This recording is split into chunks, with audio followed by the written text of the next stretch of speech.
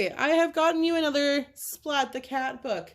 Because you've been listening to a lot of Splat the Cat, whether that's mom and dad making you or you actually liking it. So I'm doing another Splat the Cat for you. This one's called Splish, Splash, Splat by Rob Scotton. Okay, are you ready? Are you set? Go! Splat purred happily in his sleep as candy fish of all shapes and sizes swam through his dreams.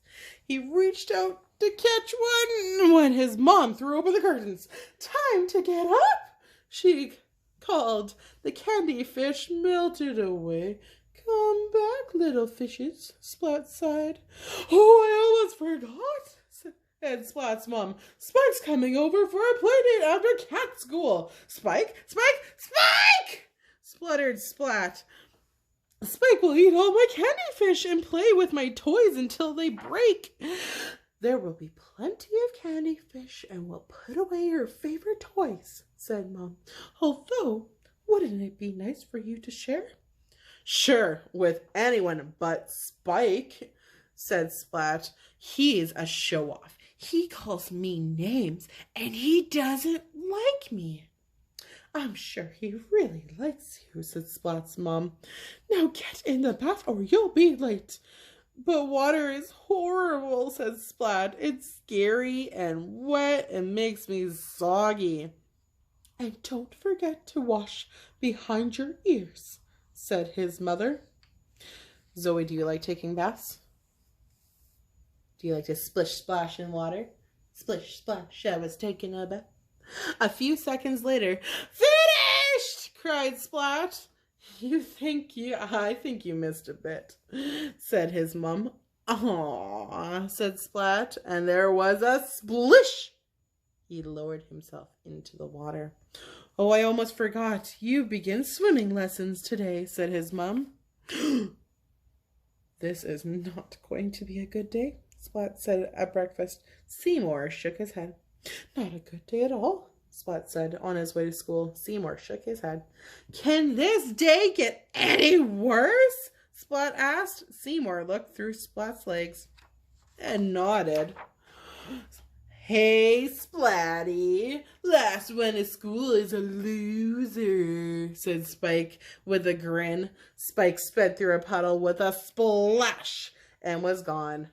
"What a show-off," said Splat. "This is definitely going to be the worst day ever." In class, Mrs. Wimpy Dimple made an announcement. "Today, class, we are going to learn how to swim." The class fell silent. Almost. "Hurrah!" cheered Plank. "How weird," said Splat. "Class, to the swimming pool," continued Mrs. Wimpy Dimple. The class lined up by the pool. Splat forgot to put on his swim trunks. Oh, sorry, let's try that again. "Splat forgot to put on his swim trunks," teased Spike. Everybody laughed. "No, I haven't. They're black and furry," replied Splat. "It's time to get in the water," said Mrs. Wimpy Dimple. Does your cousin sound like that when I teach? Like, I'm not sure where this teacher voice is coming from. "Yippee!" cried Plank, and he jumped into the pool. "That's really weird," said Splat. "Me next!" cried Spike. Spike rushed up to the pool edge, and then he stopped and stepped back. I forgot something," he said. Some of the class slowly stepped into the pool. Splat couldn't keep quiet any longer. "Water is horrible," he blurted, hiding behind Spike. Yes, it's horrible," said Spike, hiding behind Splat. "Water is scary and wet," they cried together. "It makes us soggy." My cats don't like water either. They're pretty mad if I try to throw them in the bathtub. Splat was confused. He thought Spike wasn't afraid of anything, but Spike was just as scared as he was. Splat felt sorry for him. Splat looked at Seymour. "Aha," he thought, and then Spike saw the strangest thing. a candy fish floating in front of his face. Spike tried to catch it. He missed. He tried again and again, but couldn't catch it. Then he made one last effort and finally, yum. Then Spike realized that he was standing in the swimming pool. How did that happen, he wondered. Doesn't feel horrible or scary or too wet, thought Spike. Hey, Splatty! The last one to the other side is a loser. If Spike can do it, so can I, thought Splat. He took a deep breath and jumped. It tickles, said Splat. Water's not horrible at all. Splat called to Spike.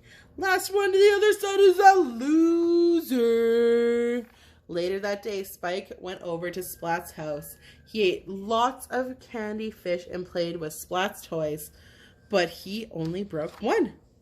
He also gave Splat the perfect present. Some swim trunks. The end. Well, thanks for reading with me, Zoe. I had so much fun.